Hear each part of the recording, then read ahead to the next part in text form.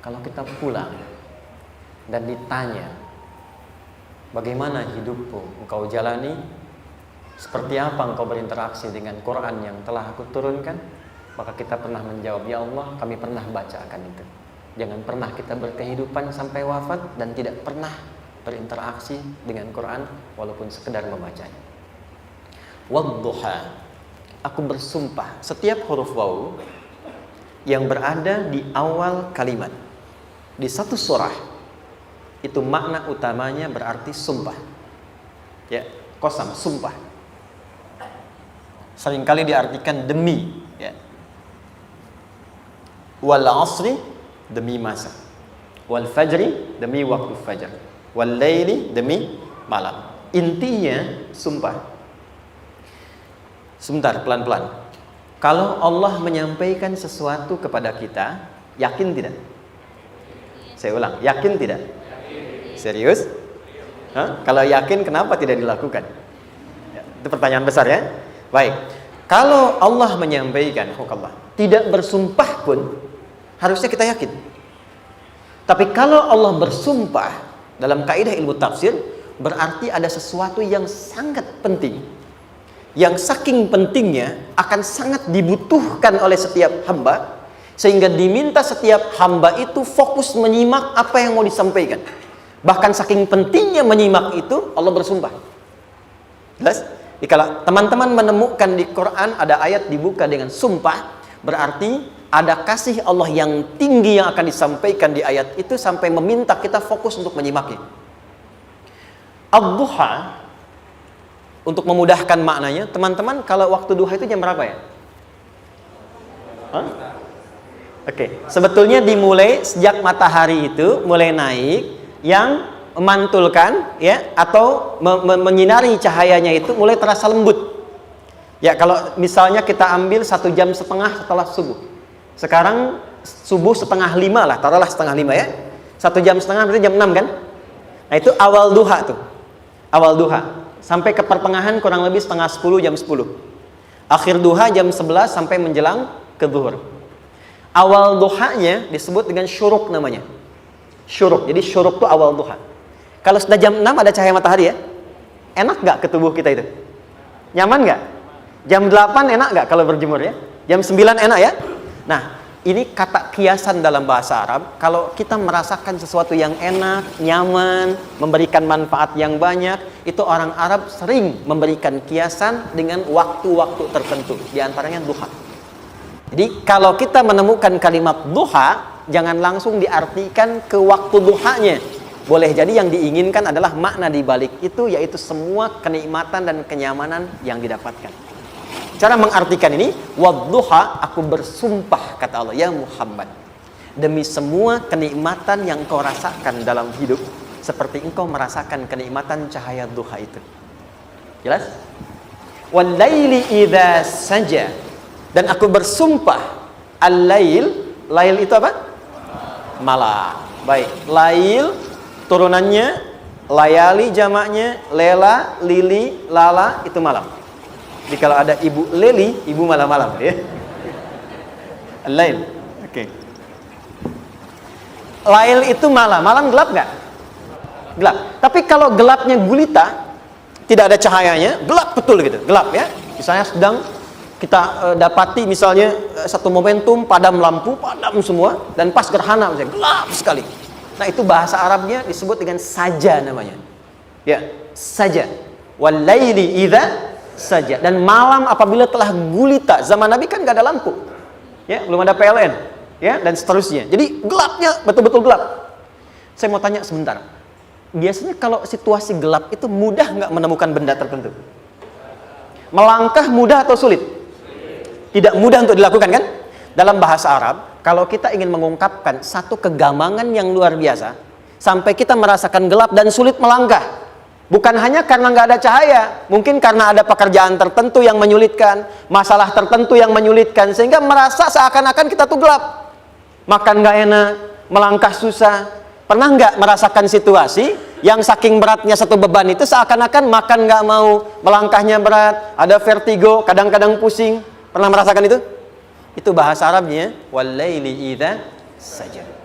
Perhatikan kalimatnya. Ya Muhammad sallallahu alaihi wasallam, aku bersumpah demi semua kebahagiaan dan kenikmatan yang engkau pernah raih seperti merasakan kenikmatan cahaya Tuhan.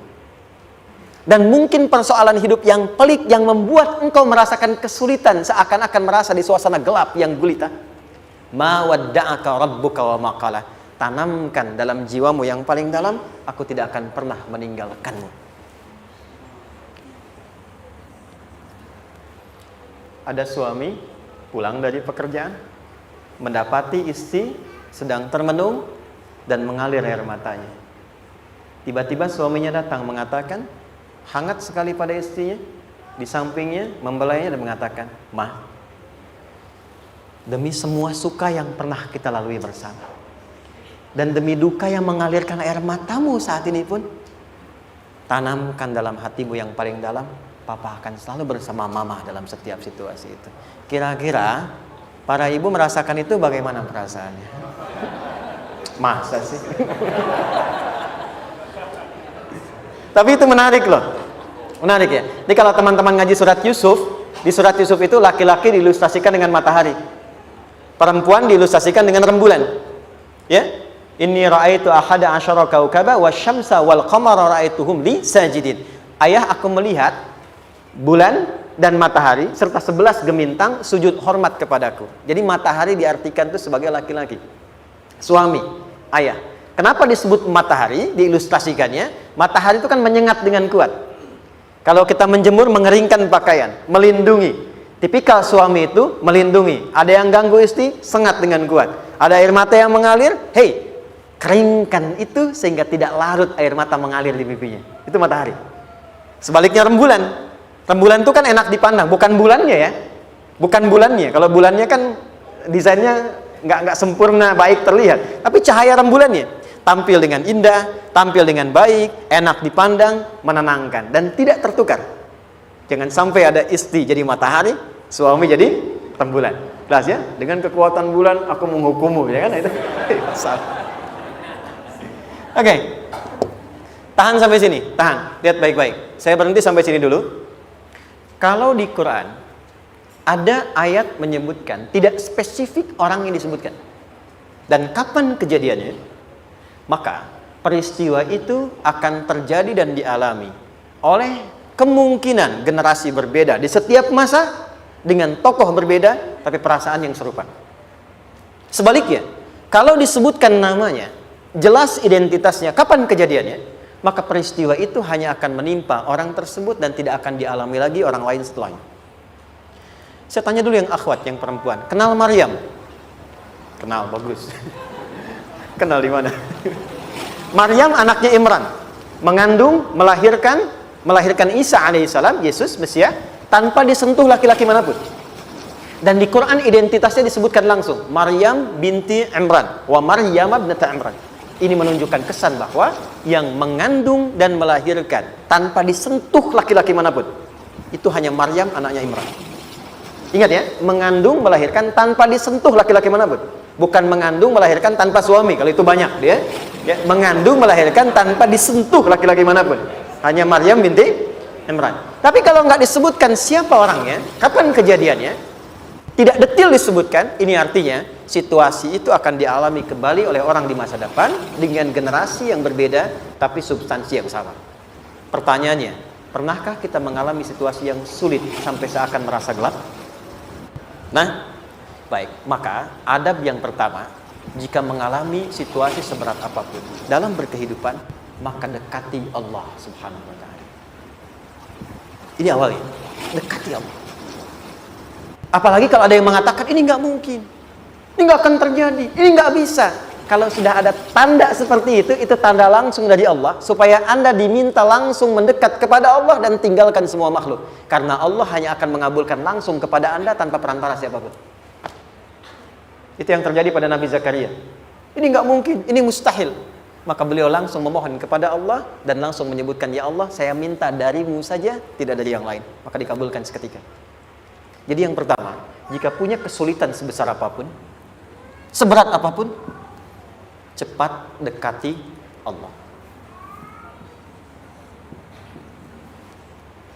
Maka di situ akan dijawab langsung oleh Allah, ma wadda'aka rabbuka wa ma qala. Hambaku, sepanjang engkau mendekat kepadaku, maka yakinkan dalam dirimu, situasi apapun yang kau rasakan, aku tidak akan pernah meninggalkanmu. Sudah? Satu? Paham sampai sini? Oke. Pelan-pelan ya. Saya belum bicara caranya. Saya baru bicara di awal motivasinya. Dekati Allah dulu, nanti caranya didetilkan di surah Al-Insyirah. Teruskan.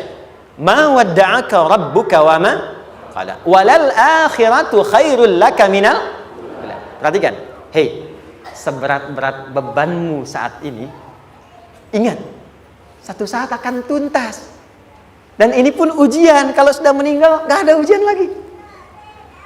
Dan nanti kehidupan yang sekarang, apapun yang kau pertentangkan, perdebatkan, perselisihkan, itu semua akan ditinggalkan. Jadi ternyata Allah mengungkap hakikat kehidupan dunia. Apapun yang diperselisihkan, tuh unik ya. Orang berselisih pada yang akan ditinggalkan. Aneh nggak? Ada orang berebut makanan, kan? Rebutan sampai berkelahi dan sebagainya. Pada akhirnya, makanan yang diperebutkan itu pun akan ditinggalkan. Yang ini meninggal, itu meninggal. Jadi memperebutkan sesuatu yang pada akhirnya akan berakhir. Kata Allah, Allah sampaikan, jika Anda mengalami situasi, sesuatu yang mungkin membuat berat, tanamkan pada jiwa kita, hei, yang aku kejar-kejar ini, boleh jadi aku akan tinggalkan juga. Kenapa aku harus menangisi dan larut pada sesuatu yang tidak abadi? Maka Allah hibur kita dengan mengatakan, kamu tenangkan diri dulu.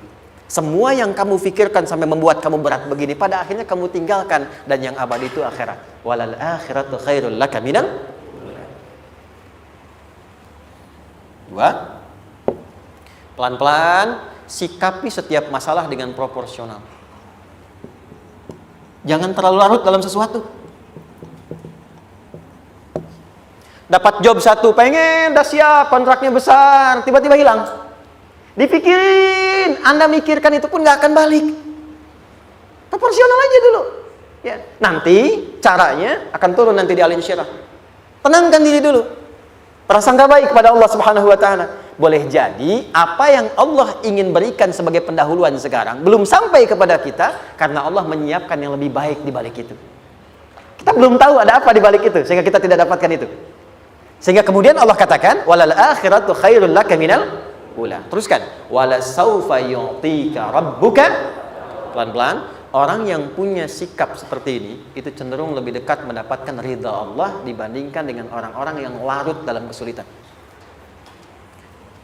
Orang yang move on dengan setiap persoalan dalam kehidupan, cepat berpikir secara proporsional, tidak menggantungkan hidupnya pada persoalan tertentu sehingga membuat dia menjadi beban, itu lebih mendekatkan dirinya kepada ridha Allah dibandingkan dengan orang yang meratapi persoalan hidupnya. Ya. Pelan-pelan. Jadi spiritnya, kalau punya masalah apapun, jangan dilarutin terus. Gak usah diratapi, cepat move on. Berpikir lagi, rencanakan lagi. Nanti, detailnya ada di Al-Insyirah. Tapi poin besarnya, janji Allah mengatakan, kalau Anda bisa move on, proporsional, maka yang dijanjikan oleh Allah, di situ Allah percepat datangnya ridha Allah Subhanahu wa ta'ala. Kalau ridha Allah sudah datang, maka akan dua yang diberikan. Pertama kali, ketenangan di dalam jiwa. Dan yang kedua, kemampuan untuk berikhtiar lebih baik mencapai apa yang diinginkan.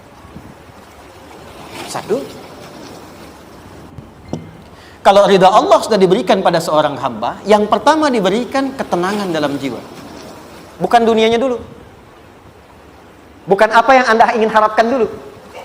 Pengen sesuatu, ya, pengen materi, pengen kedudukan, pengen lulus anaknya ujian, ya kan?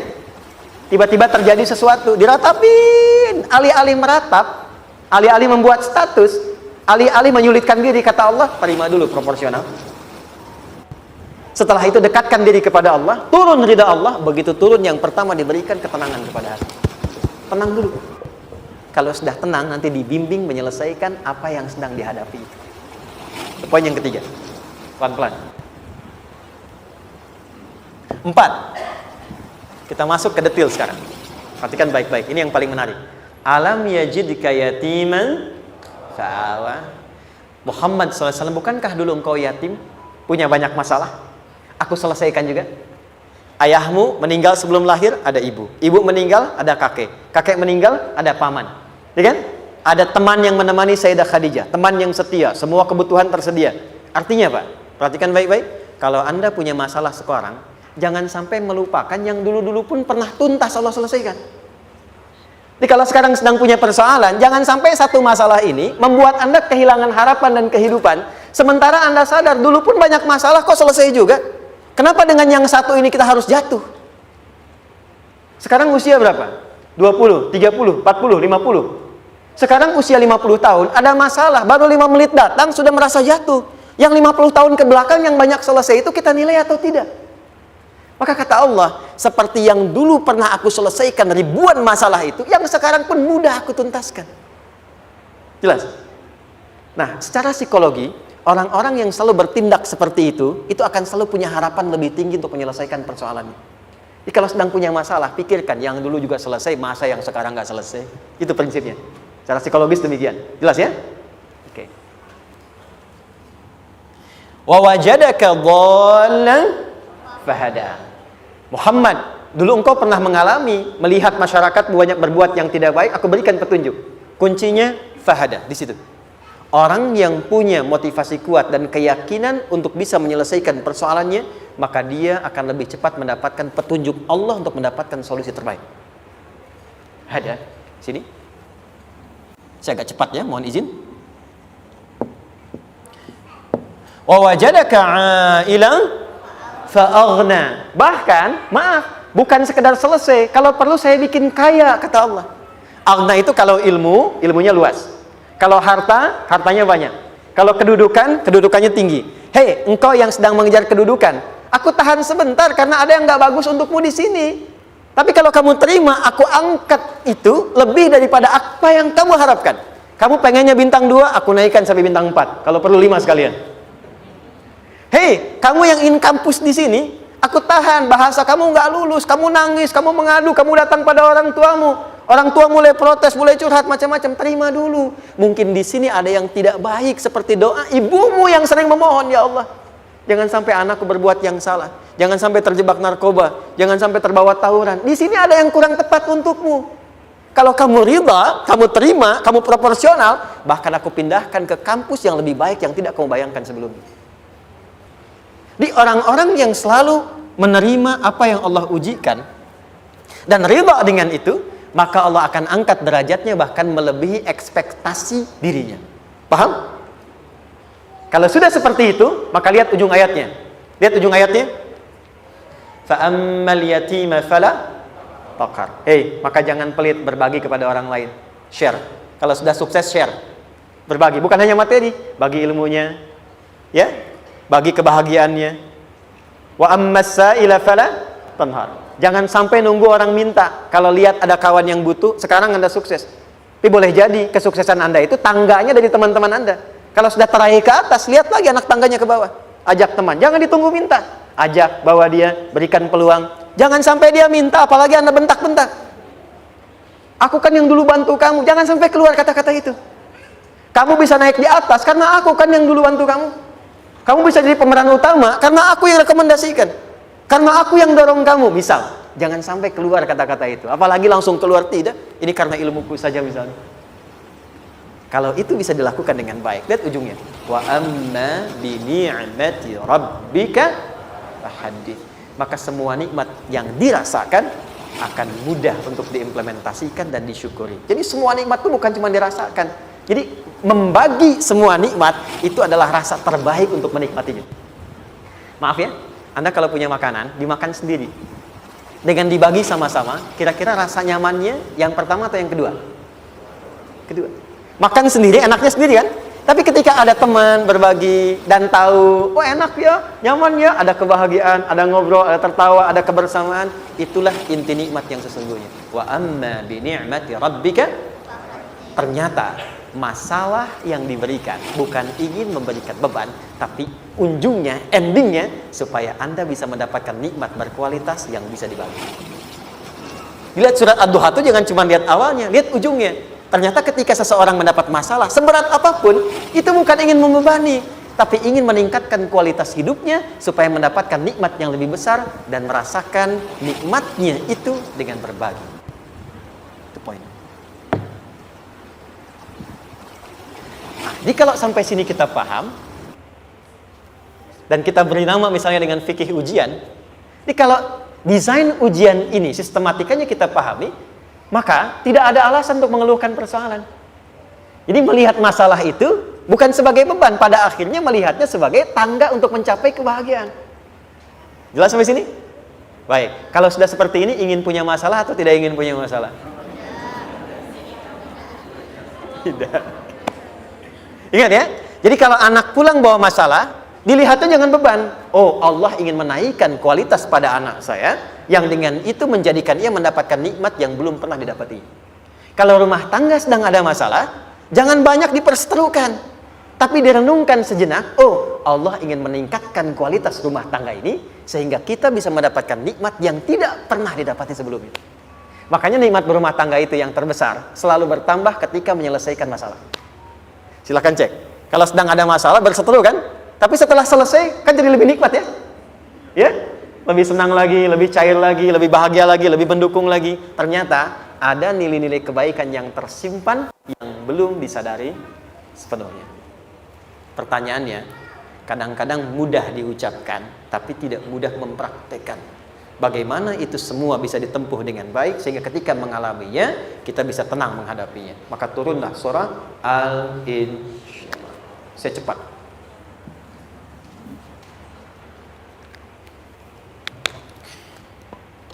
Teman-teman, ini apa? Kelas ya? Baik, pelan-pelan sedikit. Kira-kira volumenya besar kecil? Kecil ya? Baik. Kalau saya bandingkan dengan gayung, volumenya besar mana? Gayung ya? Baik. Kalau ini saya perlebar, sehingga bisa memasukkan apapun ke dalamnya, itu bahasa Arabnya disebut dengan insyirah namanya. Jelas? Meluaskan sesuatu sehingga terlihat lapang, sehingga memudahkan setiap hal masuk ke dalamnya. Itu insyirah namanya. Surah ini diberi nama dengan surah Al-Insyirah, yang berarti sesuatu yang lapang, yang tenang, yang nyaman. Yang diharapkan dengan keadaan hati yang lapang, nyaman, tenang itu, segala persoalan yang dihadapi dalam kehidupan akan mudah diterima dan tidak berdampak besar dalam menyikapinya. Maka bagaimana kemudian Allah memberikan turunan-turunan petunjuk supaya apa yang diharapkan ini bisa tercapai? Satu, izin mengilustrasikan. Saya kasih cerita sebentar. Ada seorang anak muda, kisah ini sangat viral, hampir setiap kita bisa mendapatinya. Datang kepada seorang kakek tua di sisi danau yang jernih sekali airnya. Dia berkeluh kesah tentang persoalannya. Dia katakan, saya punya masalah begini. Berat sekali terasanya. Kakek itu kemudian permisi, dia hanya membawa 2 genggam garam. Kemudian beliau bawa 1 gelas, ilustrasinya seperti ini. Dimasukkanlah kemudian garam itu ke gelas itu. Lalu diambil 1 gelas air yang jernih tadi, dengan garam segenggam. Kata beliau, minum. Pemuda itu mengatakan, wah asin, minum aja dulu. Lalu ketika diminum, langsung ditumpahkan. Dia muntahkan, asin katanya. Lalu setelah itu kakek yang tadi melepaskan segenggam sisanya, dilempar ke danau tadi yang luas. Lalu diambil lagi dengan gelas yang sama. Sekarang minum. Bagaimana rasanya? Segar, enak, nyaman. Itulah hatimu. Kalau hatimu sempit sesempit gelas ini, maka masalah sekecil apapun akan selalu menghadirkan kesulitan seperti engkau menelan garam tadi. Tapi kalau hatimu luas, sebesar apapun masalah, tidak akan pernah berdampak pada dirimu kecuali engkau mampu menyusun rencana untuk mengatasinya. Kelapangan hati yang membuat diri kita mampu menerima persoalan apapun, itu yang disebut dengan insyirah. Makanya dulu tahun 90-an ada sinetron Hati Seluas Samudra gitu ya. Saya pernah tahu itu. Sama anaknya diapa-apain juga, masih aja ya menerima gitu.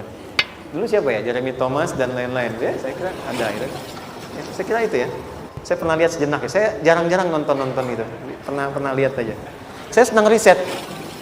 Jadi kalau Riset itu ada riset dakwah, ada riset materi.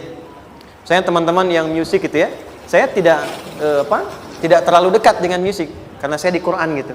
Tapi untuk mengetahui hukum musik itu bagaimana, saya riset. Sampai ke notasi saya tahu.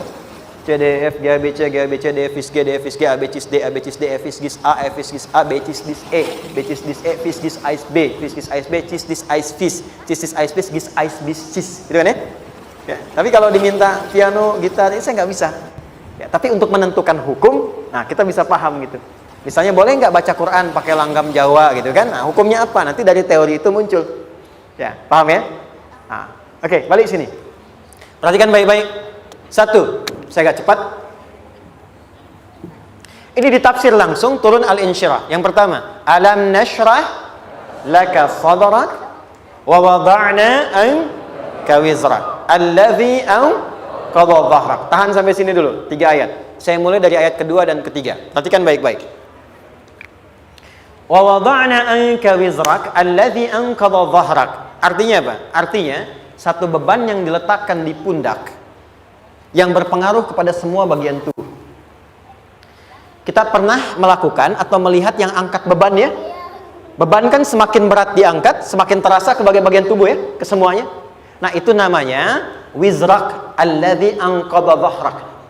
Beban yang dipikul yang berat sekali sampai semua merasa. Makanya jadi satu ungkapan dengan mengatakan dia sedang memikul beban yang sangat berat. Sampai kepalanya pusing, tidur nggak nyaman, miring kanan, miring kiri. Itu namanya ya allazi anqadha dhahrak. Satu. Saya percepat, akan ada satu masa dalam hidup setiap hamba merasakan satu persoalan yang seakan-akan beban berat yang dipikul sampai merasa kesulitan dari ujung kepala sampai ujung kaki. Siapapun itu. Jujur ya, setiap kita tanyakan pada diri sendiri. Setiap kita yang ada di sini, saya yakin pasti pernah atau bahkan akan mengalami satu peristiwa yang merasakan beban berat sampai seakan-akan ujung kepala sampai ujung kaki merasakan sakitnya. Ada yang sudah mengalami atau bahkan nanti akan ada yang melalui. Perhatikan baik-baik. Teruskan ayatnya. Wa rafa'na laka. Perhatikan. Kalau ada yang sedang merasakan itu, yakinlah kata Allah, pada saat itu sesungguhnya Allah sedang mengangkat derajatnya dan meningkatkan kualitas hidupnya untuk mencapai sesuatu yang istimewa yang belum pernah diraihnya. Dari sini kita buat persamaan. Ujian, tadi kan, berbanding lurus dengan harapan, banding lurus dengan solusi nanti pada akhirnya. Fokus. Lulus di sini, insya Allah setiap persoalan akan lebih mudah untuk diatasi. Ujian, seberat apapun yang sedang kita alami, tidak akan pernah diberikan kepada kita oleh Allah, kecuali ternyata hikmahnya untuk mengabulkan harapan-harapan besar yang sebetulnya kita mintakan. Jujur ya, setiap kita kan sering punya permohonan ya, sering berdoa ya, ya Allah minta ini, minta itu, minta ini, minta itu, gitu kan?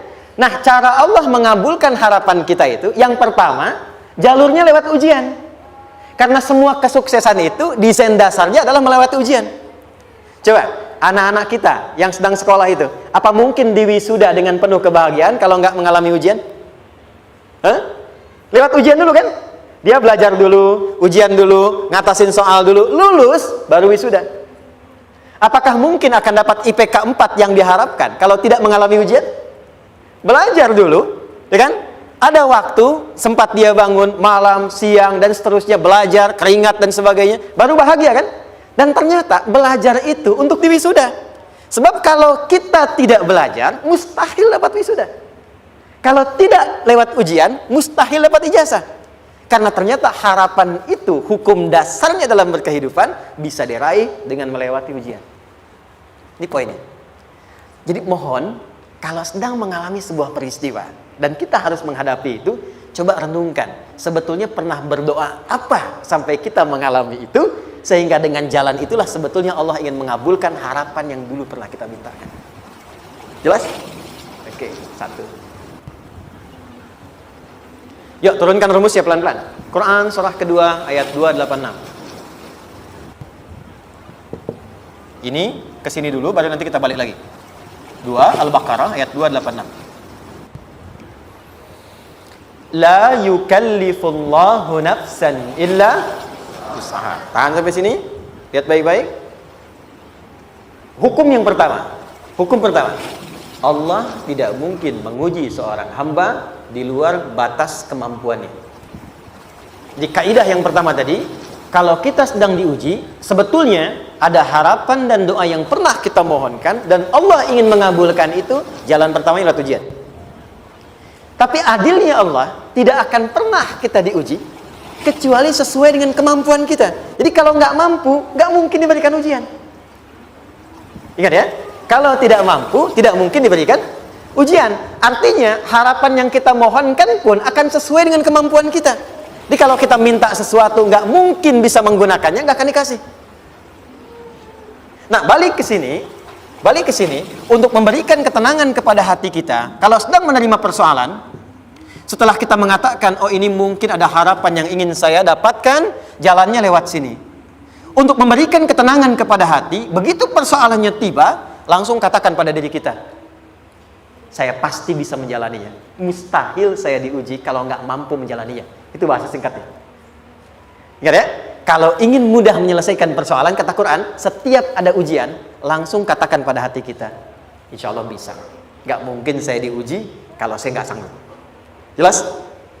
Dan tanamkan itu pada hati yang paling dalam. Ini nggak mudah. Kalau cuma disimpan di pikiran, jadi beban. Tapi kalau Anda tanamkan dalam hati, seberat apapun masalahnya, pasti saya sanggup, pasti saya bisa. Pernah lihat dulu ada acara 90-an Benteng Hattori? Oke? Benteng Takeshi ya? Takeshi ya, gitu kan? Artinya kan bisa jawab ya. Saya tahu Ninja Hattori mendaki gunung, lewati lembah, ya tahu ya. Songgoku, Songgohan, saya tahu itu. Songgoku, Kamehameha, Piccolo itu, yang nulisnya Suzuki Watanabe, saya tahu itu. Benteng Hattori, balik lagi ya. Benteng Takeshi ya. Puncaknya kan main pakai itu kan, pakai tank ya dan sebagainya. Tapi pernah ingat gak satu episodenya itu? Begitu akan bertarung, kan selalu ada motivator di sampingnya itu mengatakan, ayo, kamu bisa, gitu kan? Wah, namanya. Dia nggak ngaji Quran tuh. Kita punya ayatnya. Pernah nggak? Buka lagi ya dulu ya. Oke. Korea, kenapa bisa nyusul Jepang? Salah satunya, waktu Jepang itu maju, setiap di Korea itu ditanamkan dari mulai anak-anak TK-nya. Kita harus lebih daripada Jepang. Sejak anak-anaknya TK. Itu ditanamkan betul. Kita bisa, kita dari TK. Sehingga ketika di sana bikin Honda, sini Hyundai. Hyundai kan dibacanya Hyundai, ya kan? Sana Honda, sini Hyundai gitu. Di apapun yang dibuat Jepang, Korea harus lebih unggul. Itu ditanamkan dari awal. Bisa. Kita itu sekarang punya ayatnya. Jadi kalau sedang punya masalah seberat apapun, katakan pada diri kita, insya Allah bisa. Gak mungkin diuji kalau nggak sanggup. Bisa insya Allah. Bisa. Kenapa mah? Bisa. Jelas? Oke. Sudah di situ teruskan. Lanjutkan. Warafa'na laka dzikra. Teruskan. Fa inna ma'al usri. Nah, ini poin terbesarnya. Fa inna ma'al usri yusra. Fa huruf yang menunjukkan sesuatu berlangsung dengan cepat. Inna di ilmu nahwunya berbunyi begini, di gramatikal bahasa Arab. Harfu nasbin wa taukidin. Tansibul isma wa tarfa'ul khabara. Mabniyun 'alal fathi la mahalla lahu min al-i'rab. Paham? Tidak. Inna huruf yang digunakan untuk menguatkan informasi agar ditancapkan ke dalam hati sekuat-kuatnya dan jangan pernah ragu. Jadi kalau orang Arab itu nancapkan tongkat begini dan kuat, tidak goyah, itu nasab namanya. Nasabar rajula asahu fil ardi. Inna ini harfu nasab. Jadi kalau ada di Quran dibuka informasinya dengan inna, maksudnya begini, hei, tancapkan informasi dalam hatimu dengan kuat, jangan pernah ragu. Yakinkan pada dirimu. Apa yang harus diyakinkan? Ma'al usri yusra. Inna ma'al usri yusra. Usrun sama dengan yusrun. Lari ke sini. Oke. Apa artinya usrun? Sulit. Oke. Sulit itu ada dua. Ada sa'bun, ada usrun. Kalau kesulitan yang relatif, kata si A sulit, si B mudah, itu sa'bun namanya. Contoh, kata si fulan bahasa Jepang susah. Padahal kata yang lain tidak. Saya ke Jepang, anak-anak kecil begini bisa bahasa Jepang gitu kan. Bagi mereka mudah gitu ya. Saking mudahnya gitu. Kata shiwa gitu. Anak-anak kecil, bagi mereka mudah, bagi kita belum tentu. Itu sa'bun. Innal lughatal yabaniyah sa'bah. Relatif.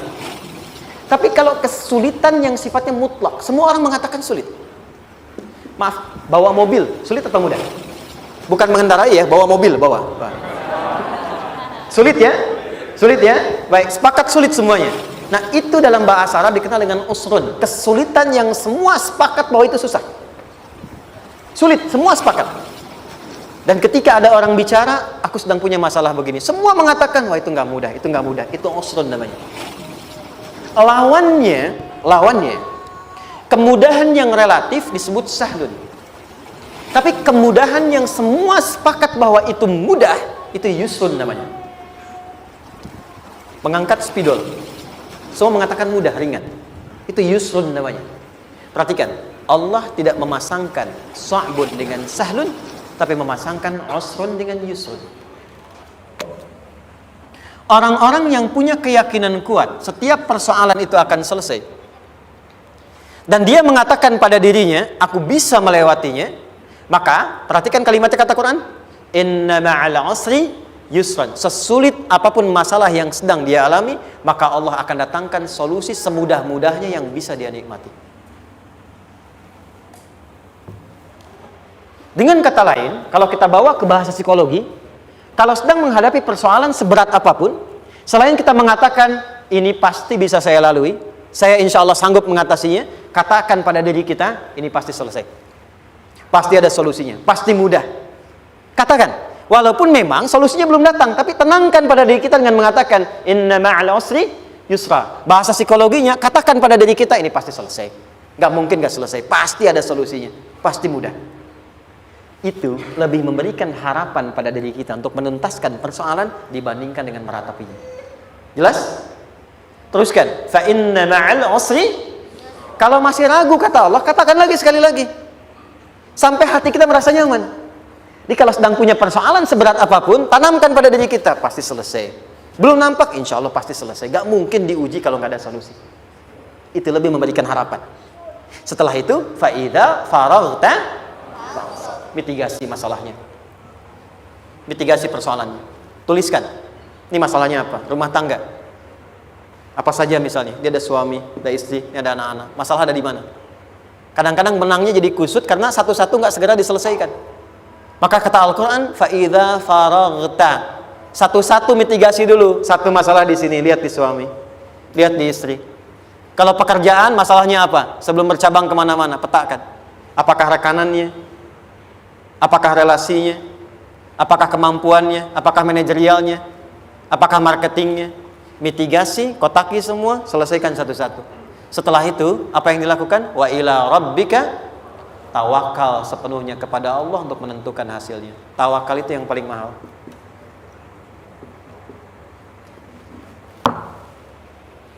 Anda kalau nggak punya kepasrahan, stres. Karena selalu memikirkan apa yang mau dikerjakan dan selalu orientasi pada hasil. Kita punya tawakal.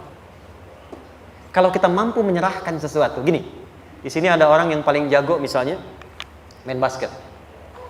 Ada pertandingan basket. Begitu dibuka, udah tim musyawarah serahkan aja pada si fulan. Kan? Dia yang paling jago, dia. Bukankah dengan menyerahkan itu bukan hanya kita berikan sebuah tugas, ya kan? Tapi dengan itu ada kelapangan tersendiri kan? Yakinlah sukses, ini paling hebat. Pernah ada perasaan gitu? Sekarang, siapa yang paling mampu menguasai? Siapa yang paling hebat menyelesaikan segala hal? Siapa yang punya segalanya? Bukankah Allah? Orang-orang yang punya tingkat tawakal yang tinggi. Maka, satu, dia akan lebih stabil keadaan mentalnya dan tidak akan pernah gelisah dengan kekecewaan. Nggak ada kecewa. Karena tawakal itu, kalau sudah kepasrahan, pasti menerima hasil. Kalau sudah tawakal, terserah Allah tetapkan apa saja. Mau dapat sekarang, dapat besok, dapat nanti. puncak yang paling tinggi, hei, tugasmu hanya berikhtiar semampu yang bisa dilakukan. Selanjutnya, biarkan Allah menetapkan apa yang menjadi bagian dari maslahat kehidupan kita. Saya tutup. Cara Allah menjawab harapan kita ada 3. 1, memberi langsung apa yang kita mintakan.